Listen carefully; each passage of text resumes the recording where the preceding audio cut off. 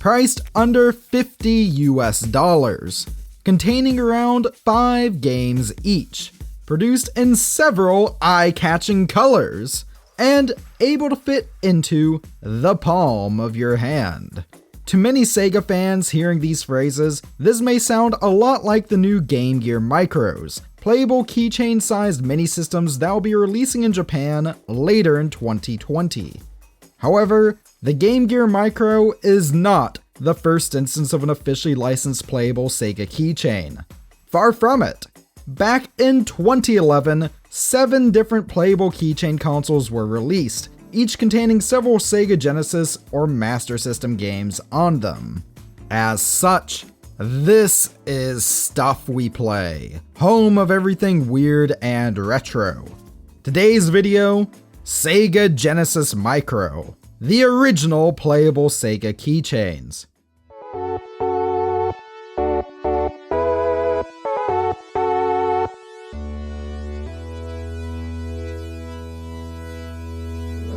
Get ready? Isn't technology incredible? I mean, just look at how truly tiny these things are. You can fit 2 of these inside a standard Genesis controller. And yet, these things aren't mere controllers. They're fully fledged systems able to run off of a single AAA battery. And they certainly look nice too. Compact, colorful, complete with proper branding, well except for this green one here anyways. The only oddity on this case is this mini USB port, which is just used for AV output. Oh, and I should mention, these things can only do a fuzzy composite out with mono sound, and that's definitely disappointing. But then again, what would you expect from products made by AtGames? Side note, if you dive into Sega fandom at all, you will come across a company name that's always regarded with the utmost disgust. AtGames. Years before the mini-console craze was kicked off by the likes of Nintendo's NES Classic Edition, Sega had miniature versions of the Sega Genesis being made with built-in games. These even appeared even better than Nintendo's later offerings, at first sight anyways, mostly due to the inclusion of a functional cartridge slot. But AtGames Sega Genesis systems, some of which had names such as the Genesis Firecore or Genesis 4, were all dreadful. Poor emulation, shoddy build quality, game libraries that were only partially made of official Sega titles, and that were filled up with the dirtiest of shovelware to compensate for the rest of it. I feel many who bought these were just unsuspecting folks trying to get a quick rush of nostalgia, as can be seen by many AtGames Genesis systems mainly being available from shops such as Walgreens in the States or Shoppers Drug Mart here in Canada. You know, drugstores, not game stores. But despite this, Sega stuck with AtGames all the way until 2018. That year, AtGames made a Genesis system that was meant to be of decent quality, had an HDMI output, and was intended to compete with the slew of other mini-consoles on the market at the time, most notably the NES and SNES classics. And, from what I heard, that too wasn't very good. This led to Sega ditching AtGames altogether for their next attempt at a mini Genesis in 2019, which thankfully was much better. But despite this, many of the AtGames versions of the Genesis can still be found being sold in stores, due in part to there being more of these things than I can count. And speaking of things that aren't very good, I actually did a video on an AtGames Genesis system that was built into a fight stick back in 2016. And as you can see, that video quality is not very good by my current standards. Ah, growth. It's important. Anyways, as for the Genesis keychains. Well, these keychains were announced and released in 2011 as the AtGames Arcade Nano line. This was a joint venture between both AtGames and their UK distributor, Blaze. It seems that though there are actually 7 different varieties of these, at least a couple of them were exclusive to PAL territories. These units are as follows. There's the Arcade Nano Sonic, which was blue with red buttons and featured Sonic 1, Sonic 2, Sonic Spinball, Sonic 3D Blast, and for some reason Alex Kidd in Enchanted Castle. That is to say, this is your obligatory Sonic thing. There is the oddly named Arcade Nano Marshmallow, which was an eye-searing pink with light blue buttons and included Echo the Dolphin, Echo Jr., Puyo Puyo, Flicky, and Columns. There was also the Arcade Nano Casino Games, which was yellow with red buttons and, though no games lists available, I'm pretty sure it was just filled with boring-ass casino games. Now we get to what is by far the rarest and coolest looking of these. The sleek black Arcade Nano Altered Beast. I mean, I know for sure that this one contains the Genesis version of Altered Beast on it, but that's really it. I can't find any definitive info or even a games list. I can't even find one for sale online. Anyways, the three I have on hand today are the Arcade Nano Virtual Fighter 2, Arcade Nano Columns, and also the Arcade Nano Sonic Blast. I should note, the Sonic Blast one in particular is unique because, as far as I can tell, it was only released in PAL territories. That makes sense, as Sonic Blast was a Game Gear and Master System release, and those platforms sold way better in Europe and Brazil than in North America. That's also why, when it comes time for any off-screen footage, the footage of Sonic Blast will be from my Amiga monitor instead of my testing TV. Initially, the game selections on the two Genesis units seem pretty good. The Virtua Fighter 2 system contains Shinobi 3, Alien Storm, Golden Axe, Golden Axe 3, and of course Virtua Fighter 2. The Columns unit features Dr. Robotnik's Mean Bean Machine, Arrow Flash, Flicky, and Columns 1 and Columns 3. But as for the Sonic Blast unit, it quite literally just contains Sonic Blast. At least it's a half-decent Game Gear version, not the god-awful Master System port.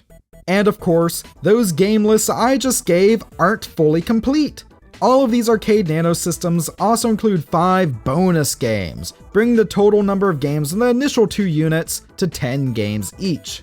However, these bonus games really shouldn't count towards that total number, as they're all bootleg-esque garbage. I mean, trust me, I bought this thing to play Golden Axe and Sonic, not Snake? What is this, a Nokia phone? That's not the only way AtGames tried to make the game library appear larger than it was either. Taking the Virtua Fighter system for example, the home menu displays no less than 8 different varieties of Golden Axe. However, 7 of those are just different levels that you can start at. I have no clue why they tried to pass what is basically a level select menu off as extra games. It's just weird. However, these things were still super cheap at launch, and are almost always listed for under $10 when I find them used today. And the novelty factor is definitely high too. So what's it like to use one of these things? Well, okay, it's not great. In fact, it's really not great, but it's somehow not as dreadful as I expected. Let me explain. The joystick, incredibly stiff. The buttons though, not half bad. But how about that battery life? Well, despite Sega consoles having a reputation for having poor battery life, looking at you, Nomad and Game Gear, these things last hours upon hours on just one AAA battery. But what matters most here is the emulation, and it's really, really not good.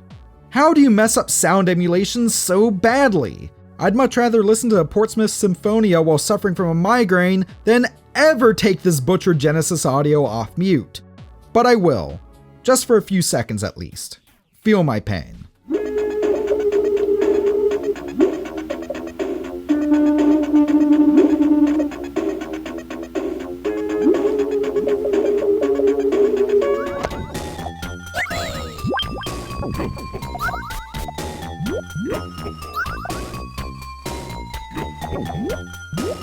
But what's oddest of all is that this just applies to the Genesis audio. Sonic Blast sounds pretty perfect. I mean, it's a shame they couldn't have picked one of the Game Gear Sonic games that has a good soundtrack here. Triple Trouble in particular would have been a great pick, but still, credit where credit is due. Sonic Blast sounds nearly perfect here. Besides, I have no need to go in depth on my distaste for this game here, as I already did a dedicated video on it a few years back. As for graphics and gameplay, that fares a bit better. I didn't notice any major graphical glitches on any of my units, and gameplay is pretty decent. I just wish they had opted for a small D-pad instead of this weirdly stiff joystick. Sure, it works okay for slower paced games, but it's just kind of awkward for the majority of titles. Also, why is there a 4-button layout here? Yeah, despite the Genesis controller coming in 3 or 6 button configurations, they went for a 4-button Nintendo style format. You have A, B, C, and X buttons. And X does nothing. Why is it here? At first I thought it would just let you skip back to the home menu, but nope. If you want to do that, you have to turn the system off and back on again. Why is this button here and why isn't there a proper reset button?